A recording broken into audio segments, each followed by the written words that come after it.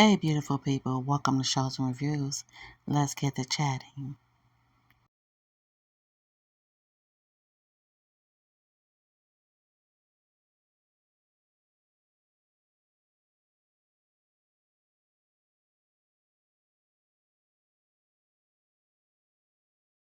Hey, beautiful people. This is Shows and Reviews, and welcome to Survival of the Thickest. Season 2 is here, okay? And Mavis is back, and we're picking up right where season 1 left off, okay? And she's in Rome, standing on Luca's doorstep, hoping for a second chance, okay?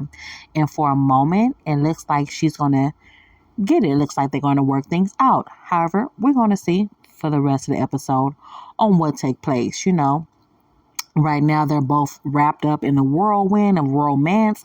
They're making out, doing what they do, lost in the heat of the moments. But, however, reality finally hits fast, and Luca still needs time to process everything, y'all. He needs to process what's going on because it's only been 48 hours since she dropped the news about her ex-fiance, how she was married, how she was engaged for a little bit, and also pretty much she did cross the line with him as well. And right now, Luca, he's just not sure if he just want to move forward so easily. Okay. However, Mavis is supposed to be out there for 6 days, and she just popped up, so he needs to go to work. Luca needs to go to work or whatnot. So Mavis, she explores Rome, taking in the beauty, grabbing food, and trying to enjoy herself, while he's away. But listen, just as she was getting all settled, thinking things are going so fine, and she's enjoying this romantic escape and all these beautiful things, his sister popped up. She was an unexpected guest, and she popped up. She felt like Mavis was unexpected because her brother didn't let her know that she was popping up or whatnot. Okay.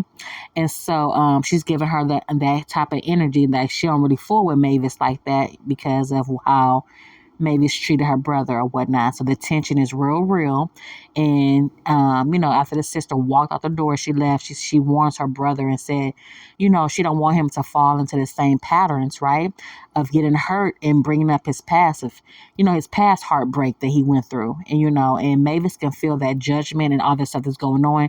So she took out her translator phone and to translate what she was saying. And pretty much she caught her saying that, she's doing the same thing that Isabella did to him, with the whole cheating thing.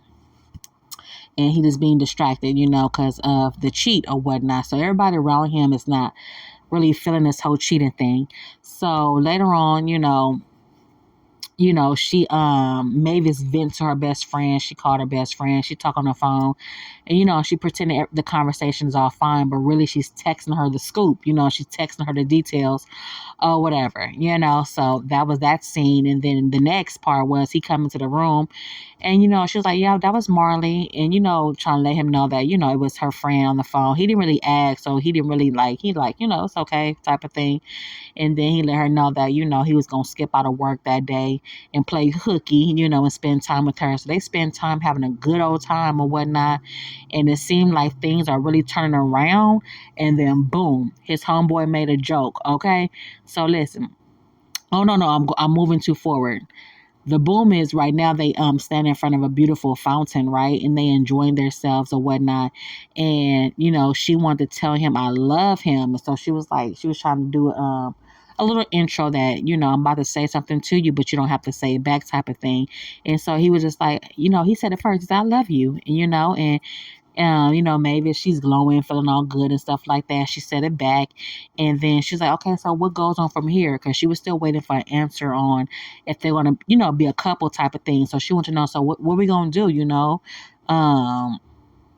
Um, he was like, well, what, let's go ahead and make a wish. And he gave her a coin, right? And supposed to toss the coin into the fountain or whatnot. And I don't know. I'm laughing because Mavis is funny. She didn't even really look to see where she tossed the coin. Her back wasn't even turned towards the water, so she tossed the coin or whatnot. In true Mavis fashion, she tossed a coin and she managed to cause a big old scene. She threw the coin over her shoulder, ended up hitting the bride right in the head during their wedding photo shoot. So the coin hit the couple, and then the lady was going off. They trying to calm down the altercation, and Mavis gonna tell her like yeah, you should be kind of she basically telling her like you should be lucky that I hit you with the coin. It's almost like a bird pooping on you, because you know the old saying, when a bird poop on you, it's supposed to be good luck. This is for those who believe in luck. You know, really don't do all the luck and stuff like that, but that's what she pretty much is telling her, that her coin is luck for her or whatnot. And so that part happened. Then later on the night comes or whatever, they all at the karaoke bar, you know, meeting up with his friends. And while they were singing a song, It Wasn't Me. You know that song, It Wasn't Me, It Wasn't Me, It Wasn't Me, Yeah, I don't know how to sing, y'all, so that was a little snippet of what I could do. You know what I'm saying? So they was singing and having a blast, having a good old time. And then his homeboy made a comment like, I couldn't understand them, you know, because they got the accent. But I think he said something to nature. I know he said this, something about the cheating. He brought up the cheating, like almost like you singing like you forgot about the cheating, or did you forget about the cheating? He said some kind of comment like that, and that changes Luca's mood all the way. You know, it's just like his mood changed. He just was downcast after that. He was just, you know, his mood, and then, you know, it was all fun and games and stuff like that at first, until the reality finally of the lyrics, it finally hit Luca. You know what I'm saying? And, you know, the song is about cheating. And so, you know, all of a sudden, you know, suddenly it's just not so funny. You know, the guilt, the betrayal, the unresolved trust issues, it all comes crashing back to his mind, you know, so his mood is just real shifty. And, you know, Mavis could tell that something is off, so she asked him, what's going on? What's going on?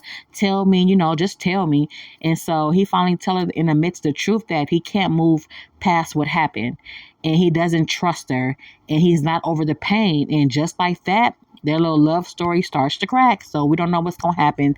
It's only episode 1. So Booyah, you know, the night before, she's calling her, you know, trying to get some plane tickets to get back, but she is leaving early, and she's crying. You know, she's telling Luca, hey, she has no regrets about coming out there. She has no regrets about loving him. And, you know, but she know that, you know, it's a question mark, you know, if their relationship is really over. But she is heartbroken right now. And, you know, as soon as she steps out the taxi, when she made it back home, her best friends are right there to greet her, and they waiting to catch her as she falls. You know, she's crying and stuff like that. And that's where we end with episode 1.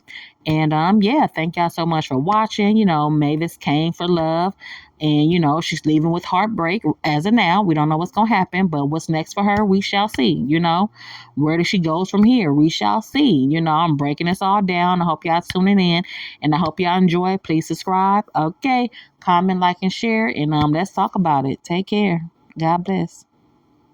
Jesus is Lord. Always remember, he loves you. All right, now, signing out.